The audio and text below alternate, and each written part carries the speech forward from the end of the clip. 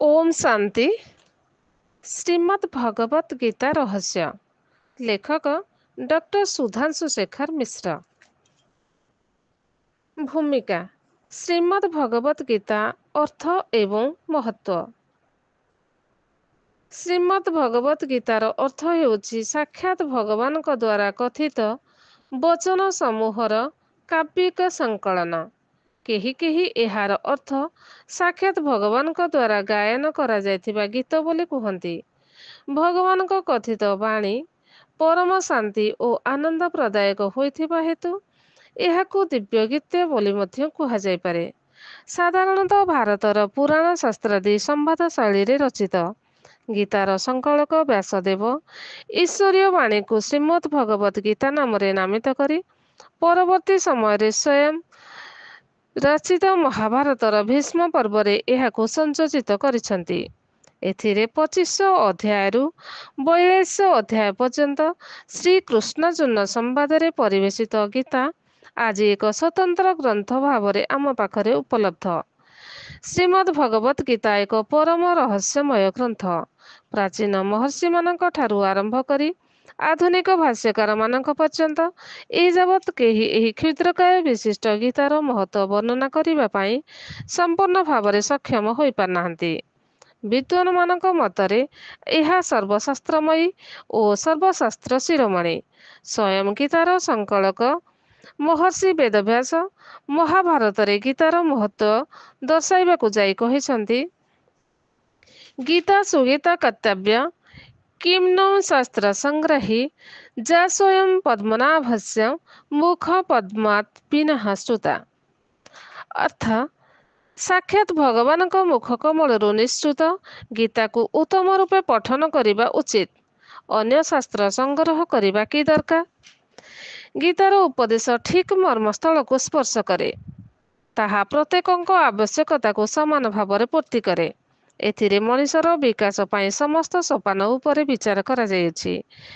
ଜାତି, ବର୍ଣ୍ଣ, ଧର୍ମ, ସମ୍ପ୍ରଦାୟ, ଲିଙ୍ଗ, ଶିକ୍ଷା, ଦୀକ୍ଷା, ଯୋଗ୍ୟତା ନିର୍ବିଶେଷରେ ସମସ୍ତ ମାନବାତ୍ମାଙ୍କ ପାଇଁ ଶିକ୍ଷା ପାଇଁ ଗୀତାରେ ଆବଶ୍ୟକ ସମସ୍ତ ସାମଗ୍ରୀ ପର୍ଯ୍ୟାପ୍ତ ପରିମାଣରେ ପରିପୂର୍ଣ୍ଣ।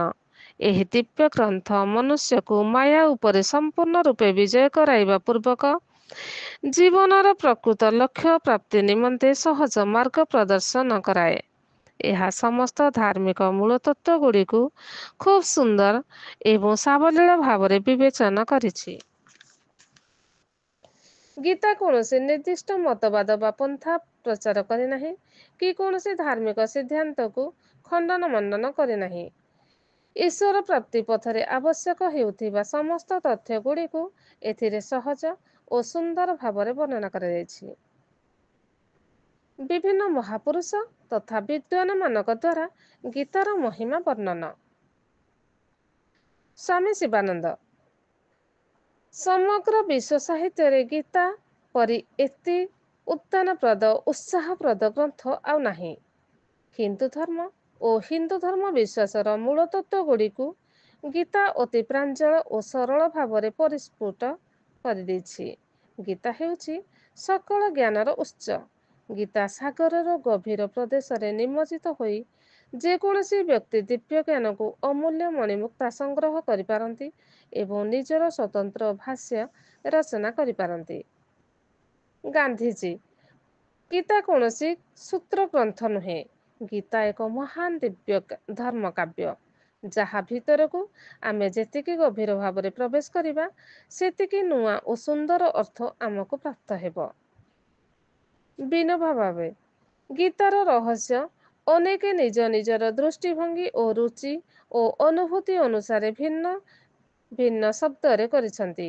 ଗୀତା ବାଦ ବିବାଦ କରିବାର ଗ୍ରନ୍ଥ ନୁହେଁ, ତାହା ଜୀବନର ଗ୍ରନ୍ଥ। ସେଥିରେ ଯେଉଁ ଜୀବନ ବିଚାର କରାଯାଇଛି ତାହା ଶାଶ୍ୱତ। ଶ୍ରୀ ସତ୍ୟ ସାଇ ବାବା। ଗୀତା ଆଧ୍ୟାତ୍ମିକ ସାଧକମାନଙ୍କର ଗୋଟିଏ ପାଠ୍ୟପୁସ୍ତକ, କାରଣ ଏହା ସାଧନା ଓ ଆଧ୍ୟାତ୍ମିକ ମନୋବୃତ୍ତି ଉପରେ ଗୁରୁତ୍ୱ ଦିଏ। ଗୀତା ମନୁଷ୍ୟକୁ ଅନ୍ଧକାରରୁ ଆଲୋକ ମାର୍ଗକୁ ଉଠାଇ ନିଏ, ଦୀପ୍ତିହୀନତାକୁ ପ୍ରଦୀପ୍ତ କରେ। ଗୀତା ମଣିଷକୁ ବାସନା ଶୂନ୍ୟ, ସଂଯମ ଓ କର୍ତ୍ତବ୍ୟ ଜ୍ଞାନ ଶିକ୍ଷା ଦେଇ ଜନ୍ମ ଓ ମୃତ୍ୟୁର ଚିର ଆବର୍ତ୍ତମାନ ଚକ୍ରଗତିରୁ ଉଦ୍ଧାର କରେ। ଲୋକମାନ୍ୟ ତିଲକ। ଗୀତା ହେଉଛି ମନୁଷ୍ୟକୁ ସର୍ବନିମ୍ନ ସ୍ଥାନରୁ ଉତ୍ତୀର୍ଣ୍ଣ କରାଇ ସର୍ବୋଚ୍ଚ ପରମ ପଦରେ ଆରୂଢ଼ କରିବାର କ୍ଷମତା ବହନ କରୁଥିବା ଏକ ପ୍ରଭାବଶାଳୀ ଗ୍ରନ୍ଥ। ମନୁଷ୍ୟ ଯେତେବେଳେ କୌଣସି ଚିନ୍ତା, ସଂଶୟ ଓ ସୁଖରେ ମଗନ ହୋଇଯାଏ ଏବଂ ତାକୁ କୌଣସି ମାର୍ଗ ଦିଶେ ନାହିଁ, ସେତେବେଳେ ଗୀତାର ଶ୍ଲୋକ ଗୁଡ଼ିକର ଅର୍ଥ ଏବଂ ଭାବ ସମୂହକୁ ଅନୁଶୀଳନ କଲେ ସେ ନିଶ୍ଚିନ୍ତ, ନିଃସଂଶୟ ଓ ଶୋକରହିତ ହୋଇ ପ୍ରସନ୍ନତା ଆଦି ତଥା ଶାନ୍ତି ପ୍ରାପ୍ତ ହୁଏ। ଜୟଦୟାଲ ଗୋଏଙ୍କା। ଶ୍ରୀମଦ୍ ଭଗବତ ଗୀତା ହେଉଛି ସାକ୍ଷାତ ଭଗବାନଙ୍କ ଦିବ୍ୟ ବାଣୀ। ଏହାର ମହିମା ଅପାର ଓ ଅପରିମିତ। ସ୍ୱାମୀ ରାମସୁଖ ଦାସ। ଯେକୌଣସି ଦେଶ, ବେଶ, ସମୁଦାୟ, ବର୍ଣ୍ଣ, ଆଶ୍ରମ ଆଦିର ହୋଇଥାନ୍ତୁ ନା କାହିଁକି, ତାଙ୍କ ପାଇଁ ଗୀତାରେ ସମସ୍ତ ସାଧନୋପଯୋଗୀ ସାମଗ୍ରୀ ମିଳେ। ଭାରତୀଜୀ। ଯେଉଁ ବ୍ୟକ୍ତି ନିଜ ଜୀବନକୁ ଗୀତାମୟ କରିଦିଏ ଏବଂ ଏହାର ଚରମ ରହସ୍ୟକୁ ଜାଣିଯାଏ, ସେ ପରମାତ୍ମାଙ୍କ ସହିତ ଯୋଗଯୁକ୍ତ ନ ହୋଇ ରହିପାରେ ନାହିଁ। ଶ୍ରୀମତୀ ଡକ୍ଟର ଏସ୍ ବ୍ରାଡ୍ସ। ଭାରତୀୟ ବାଙ୍କ୍ମୟ ବହୁଶାଖା ବୃକ୍ଷରେ ଭଗବତ ଗୀତା ଏକ ଅତ୍ୟନ୍ତ କମନୀୟ ଏବଂ ଶୋଭାସମ୍ପନ୍ନ ସୁମନ ଅଟେ। ଏହି ଅତ୍ୟୁତ୍ତମ ଗୀତରେ ପ୍ରାଚୀନରୁ ପ୍ରାଚୀନ ଏବଂ ନବୀନରୁ ନବୀନ ପ୍ରଶ୍ନର ବିଭିନ୍ନ ପ୍ରକାର ବିବେଚନା କରାଯାଇଛି ଯେ ମୋକ୍ଷୋପଯୋଗୀ ଜ୍ଞାନ କିପରି ପ୍ରାପ୍ତ ହୋଇପାରିବ। ଆମେ କ'ଣ ଜ୍ଞାନ, କର୍ମ, ଧ୍ୟାନ ବା ଭକ୍ତି ଦ୍ୱାରା ଭଗବାନଙ୍କ ସହିତ ଏକତା ପ୍ରାପ୍ତ କରିପାରିବା? ଆମେ କ'ଣ ଆତ୍ମାର ଶାନ୍ତି ଲାଭ ପାଇଁ ଆସକ୍ତି ଏବଂ ସ୍ୱାର୍ଥ ବୁଦ୍ଧି ରହିତ ହୋଇ ସାଂସାରିକ ପ୍ରଲୋଭନରୁ ଦୂରକୁ ପଳାୟନ କରିବା ଉଚିତ? ଏହି ଚମତ୍କାରପୂର୍ଣ୍ଣ କାବ୍ୟମୟ ଗ୍ରନ୍ଥରେ ଆମକୁ ଏହି ବିଚାର ବାରମ୍ବାର ନିତ୍ୟ ନୂତନ ରୂପରେ ପ୍ରାପ୍ତ ହୁଏ।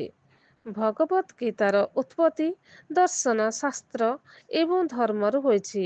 ଏହା ମଧ୍ୟରେ ଏହି ଧାରା ଦ୍ୱୟ ଏକା ସାଙ୍ଗରେ ପ୍ରବାହିତ ହୋଇ ପରସ୍ପର ମିଳିତ ହୋଇଯାନ୍ତି।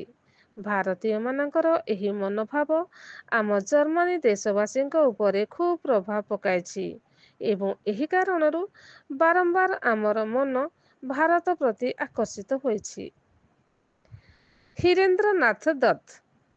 ଗୀତା ବିଶ୍ୱର ସର୍ବମାନ୍ୟ ଗ୍ରନ୍ଥ, ଧର୍ମଗ୍ରନ୍ଥ। ଏଥିରେ ସାମ୍ପ୍ରଦାୟିକତା କିମ୍ବା ସଂକୀର୍ଣ୍ଣ ମତ ପନ୍ଥାଗୁଡ଼ିକର ଆଗ୍ରହ ଲେଶ ମାତ୍ର ନାହିଁ। ଏହାକୁ ସତ୍ୟର ସାରସ୍ୱତ କୁହାଯାଇପାରେ। ଶ୍ରୀ ଏସ୍ ସତ୍ୟମୂର୍ତ୍ତି। ଗୀତାର ମହିମା ବର୍ଣ୍ଣନା କରିବା ଅସମ୍ଭବ, କିନ୍ତୁ ଏଥିରେ କୌଣସି ସନ୍ଦେହ ନାହିଁ ଯେ ଗୀତା ଆମ ଧର୍ମର ପ୍ରାଣ ସଦୃଶ। ମୋ ନିଜ ମତ ଯେ ଗୀତାର ଅଧ୍ୟୟନ ସମସ୍ତ ହିନ୍ଦୁ ବିଦ୍ୟାର୍ଥୀମାନଙ୍କ ପାଇଁ ଅନିବାର୍ଯ୍ୟ କରିଦେବା ଉଚିତ। ଗୀତାରେ ଯେଉଁ ସିଦ୍ଧାନ୍ତ ଗୁଡ଼ିକର ପ୍ରତିପାଦନ କରାଯାଇଛି, ସେଗୁଡ଼ିକ ତିନି କାଳରେ ସତ୍ୟ ଏବଂ ସମସ୍ତ ଯୁଗ ପାଇଁ ଉପଯୋଗୀ। ବଙ୍କିମଚନ୍ଦ୍ର ଚଟ୍ଟୋପାଧ୍ୟାୟ।